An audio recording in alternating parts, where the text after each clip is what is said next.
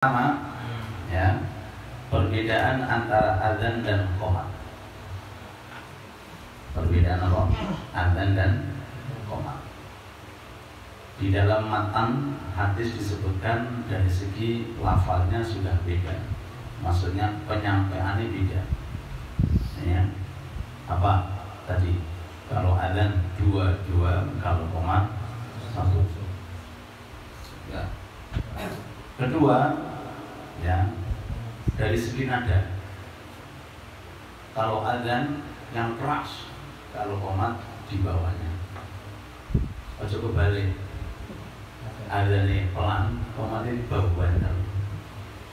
Nah, ini yang adzan perlu belajar. Kenapa? Karena tujuan adzan untuk mendatangkan di luar masjid. Sedangkan qomat orangnya sudah datang. Tapi kalau masjid kosong ya udah itu sendiri masalah. Bingung juga. Ya apa jawabannya? Kalau tetap masjid kosong, adzan belum dipanggil nggak datang, qomat juga datang juga. Ya, hukumnya kita kembali ke rata. Nah, kalau ada adzan orangnya datang. Jadi kalau adzan dikeraskan, makanya kan kemarin ceritanya itu kan Abdullah bin siapa itu?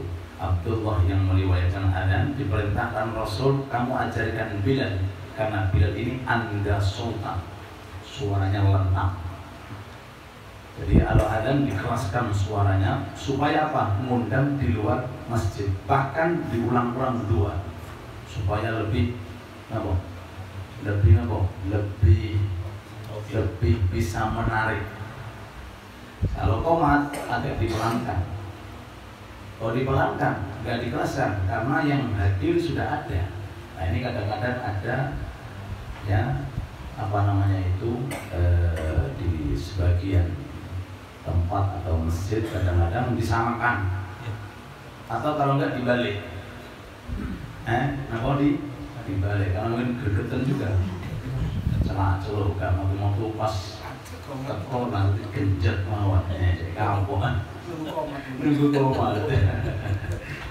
Yang kedua, dalam adzan kita dianjurkan agak sedikit dikasih jeda. Beda dengan qomat. Jadi ada jedanya. Kalau qomat kan langsung, kira Allahu Akbar wa asyhadu an la ilaha illallah wa asyhadu anna Muhammad. Ya. Kalau ada jedanya untuk adzan tujuannya sama. Supaya tadi untuk mengikat atau untuk menarik yang di luar masjid. Kalau untuk qomat orangnya sudah ada. Ya. Terus kemudian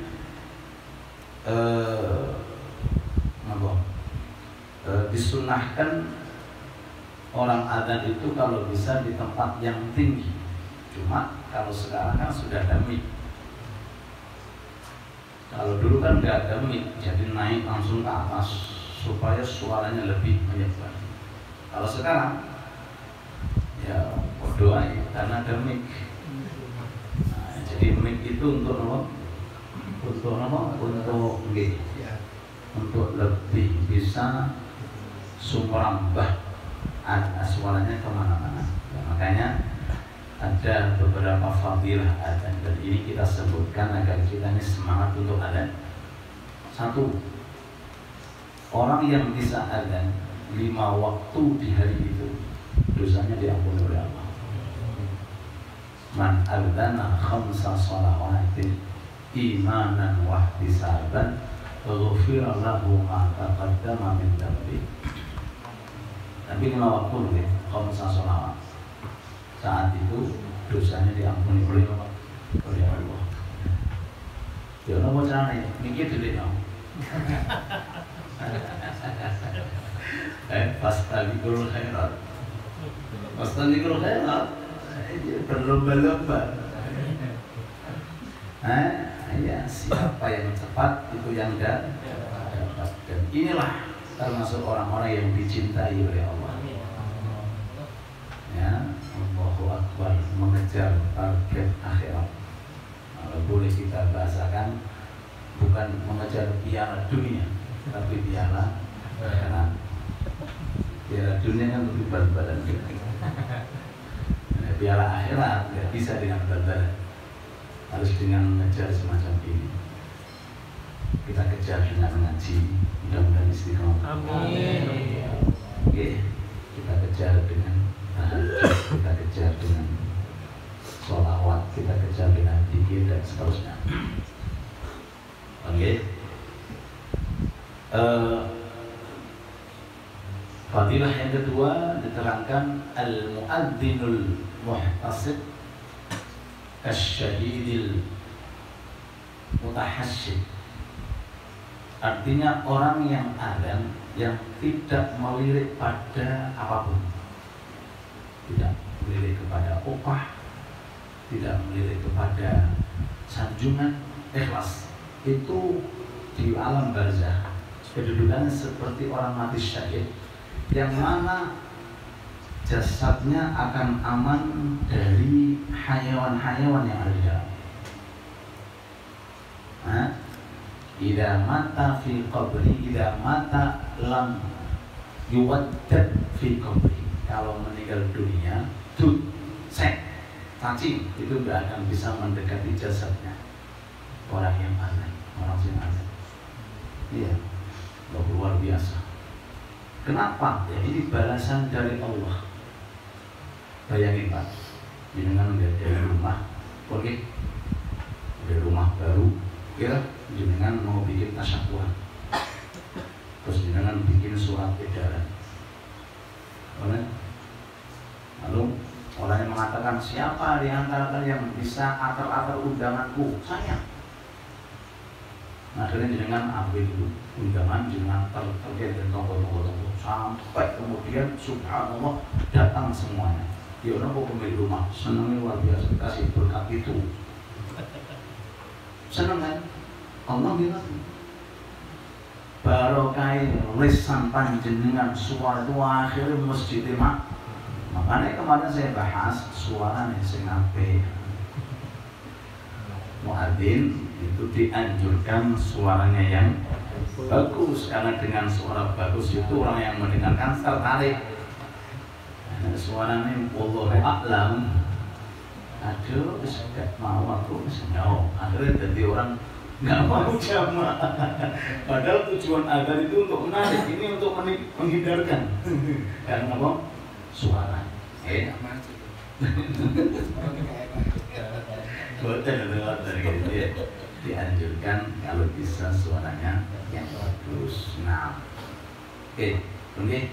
Ada juga riwayat yang mengatakan bahwa orang yang adzan selama 7 tahun, Allah subuh ini, tanpa melirik apapun, itu maka jasadnya utuh di alam barzakh. Jasadnya apa?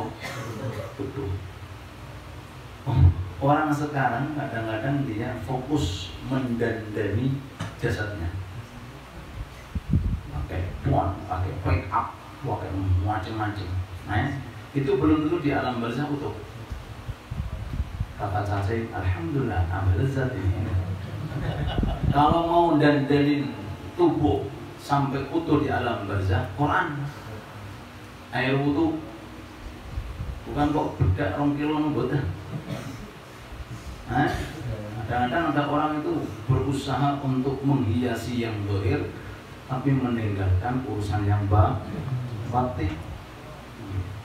Jadi barang siapa yang adzan selama 7 tahun tidak melirik apapun, maka jasadnya utuh. Yang terakhir di antara kelebihan adzan itu subhanallah, Allah akan mengampuni dosanya sejauh dan sebesar daripada suara sampai mana. Artinya ngeten dalam keterangan hadis, kalau seandainya Anda itu adzan dengan suara sampai ke GKB LFU kono, berarti kalau diumpamakan dosa jenengan gedenya kayak gitu, dihapus oleh Allah. Yufar lahu mada sauti. Makanya kemarin saya terangkan ceritanya Habib Muhammad Al-Haddad ketika di dalam mobil ada jendela mobil dibuka supaya suaranya didengarkan oleh sekitarnya dengan lajunya mobil bus. suaranya kan terdengar lah. Itu kalau seandainya disumpamakan gede dengan panjangnya suara itu, kemudian kalau disumpamakan dosanya sebesar itu dan selebar itu, diampuni oleh Allah Subhanahu wa Ta'ala. Jadi azan itu mulia, ya, azan itu utama. Nah, maka dari ini keterangan kemarin kita bahas hukum daripada azan. Hukumnya apa? Sunnah. Hukumnya sunnah. Sunnahnya sunnah kifayah. Jadi kalau sudah ada satu yang azan, sudah, yang lain gugur menurut mazhab Imam Syafi'i. Sampai kalau menurut mazhab Imam Syafi'i hukumnya fardu. Jadi kalau nggak ada yang azan, kena sanksi semua. Tapi kalau mazhab Imam Syafi'i sunnah. Tapi sunnahnya sunnah kifayah. Kenapa sunnah kifayah itu? Satu yang menjalankan, yang lain lepas. Melepaskan cuma pahalanya tetap kena yang ada. Termasuk juga kita meluas juga, mumpung ada keterangan ini, termasuk juga sunnah kifayah ulul salam. Ada orang 5 mau mengucapkan salam kepada orang satu tok, itu sudah bisa mewakili, walaupun yang lain diam. Ya. Jadi kalau seandainya ada orang, 2 orang, 3 orang, ya kan? Ya, sedang berjalan. Di situ ada orang duduk, satu tok, assalamualaikum, itu sudah mencukupi. Artinya apa? Yang lain sudah tidak dituntut karena sudah diwakili oleh satu orang. Ini termasuk juga. Termasuk juga mengucapkan hamdalah saat orang bersih. Misal di masalah ini ada yang bersih. Lalu satu tok mengatakan yarhamukallah, yang lainnya diam, enggak, sudah cukup. Nah, artinya apa? Sunnahnya terwakili, tapi yang dapat pahala yang tadi. Artinya melepaskan hukum sunnah sudah, karena semua sudah diwakili. Ya, paham ya? Kalau pada saat sholat bersih, kita tidak dituntut untuk menjawab, karena kita ada kesibukan sholat. Misal kita sholat, ada pertanyaan langsung masuk, ada kita sholat sambil kita gebras kita nggak ada tuntutan, karena kita sudah berada di dalam ibadah. Jadi al-masyghul la yushghal. Nah, kalau memang terucap, karena memang terbiasa, maka hindari, jangan pakai ka. Yarhamukallah, batal salatnya, karena itu termasuk berbicara. Jadi harus pakai yarhamuhullah, pakai ha.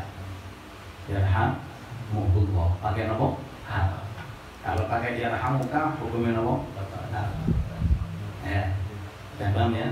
Kalau laki-laki hu, kalau perempuan jangan dibalik. Ya, kadang-kadang ada orang, masya Allah pak, WA kali itu luar biasa.